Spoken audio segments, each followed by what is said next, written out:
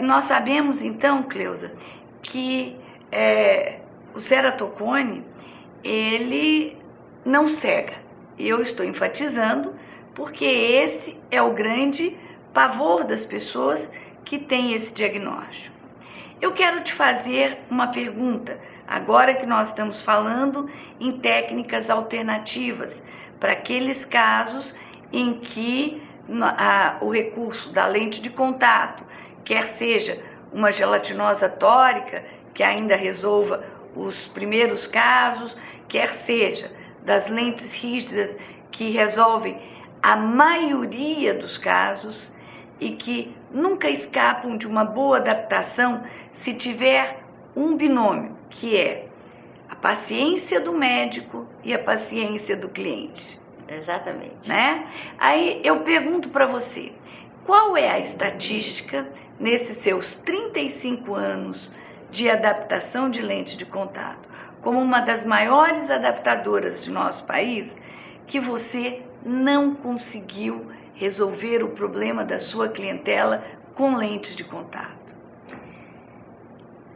Voltando, inicia o problema, 15% mais ou menos, ele estabiliza em 3 anos. E muitos desses pacientes, esses 15%, não precisa nem de óculos. Outros com óculos já têm a sua visão corrigida. Então não precisa se preocupar com lentes de contato. Depois de 3 anos, ele pode continuar evoluindo e evolui normalmente 8 a 10 anos. É um período em que a pessoa precisa estar sob controle do oftalmologista para ir trocando as lentes, porque lente recupera a visão, mas não estaciona o ceratocone. Apenas a nossa estatística, apenas 8,3% dos pacientes que tiveram o seu cone tão evoluído, a córnea veio para frente, foi afinando tanto que rompeu algumas camadas e formou cicatrizes na frente da menina do olho que obrigaram a gente a encaminhar para o transplante. O transplante, a maioria pensa que se transplanta o olho. Não, gente, é só aquele pedacinho que está com defeito, é tirado e colocado outro sem a cicatriz, e a visão da pessoa que sofre o transplante, muitas vezes tem que ser com lente de contato, mas a maioria dos nossos pacientes vai a 20, 30 de visão.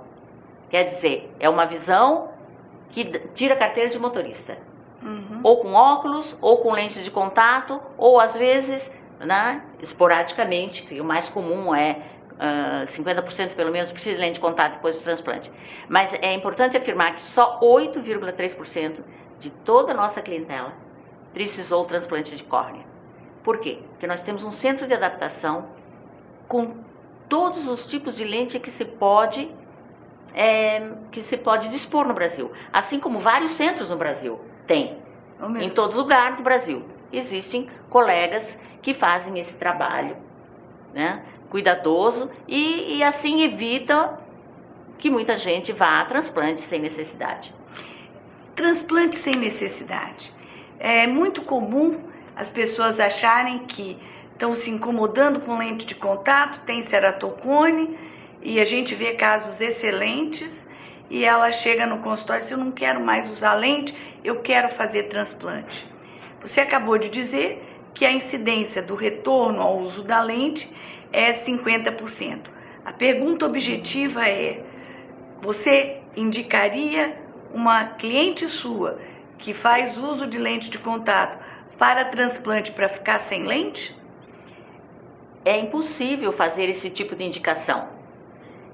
Principalmente quem tem ceratocone e sofre transplante, 50% vai precisar de lentes, e aí nesse caso eu diria que praticamente todos teriam só que usar rígida gás permeável, porque uma gelatinosa em cima de um transplante, além de não dar uma boa visão, ainda facilita algumas complicações.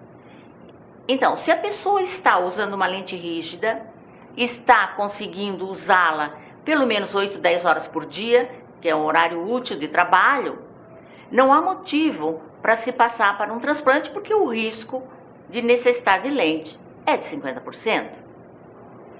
Agora tem o seguinte, muitos dizem, doutora, eu quero pôr o anel, porque eu quero pôr o anel porque não quero mais usar lente. Eu preciso dizer para vocês que o anel, ele muda, ele não é para tirar o grau, ele muda a forma, ele estica a ponta da córnea, né, que ficou pontuda pelo ceratocone, estica e regulariza, mas a previsibilidade do resultado visual é muito baixa. Nós hoje já sabemos muito mais sobre anel e já podemos indicar com um pouco mais de segurança. Mas eu diria que mais do que 20% não teria indicação de anel. Né? Por quê? Porque você põe um anel, você não garante que a pessoa vai se livrar de uma lente de contato ou que ela vai ter uma visão útil naquele olho. Às vezes, a pessoa tem uma visão muito boa num olho e no outro é ruim e não consegue usar nenhum tipo de lente. Aí nós vamos colocar um anel, por quê? Se não chegar a 80%, mas chegar a 50%, é melhor do que estar em 10%. Então, o anel tem que ser uma coisa muito bem analisada. Mas tem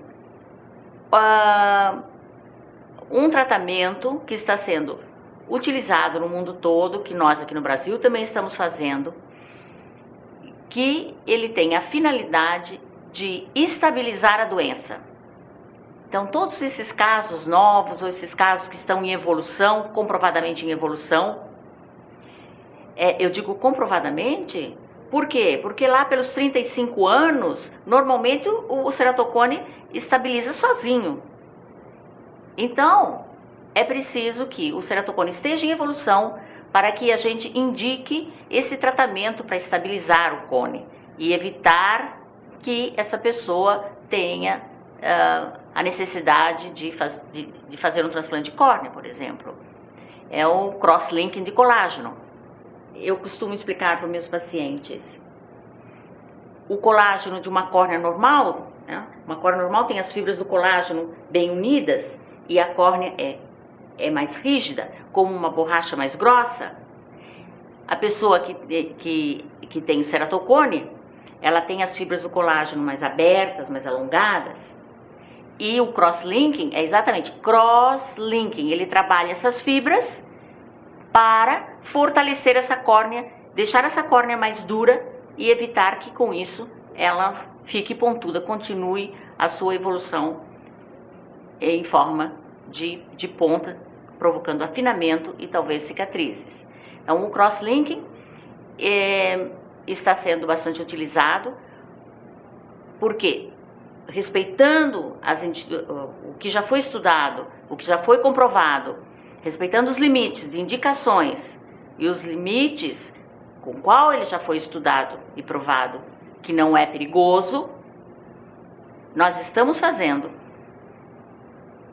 Mas precisamos dizer que, como toda técnica nova, somente daqui a alguns anos nós podemos dizer ela é completamente eficaz e completamente segura.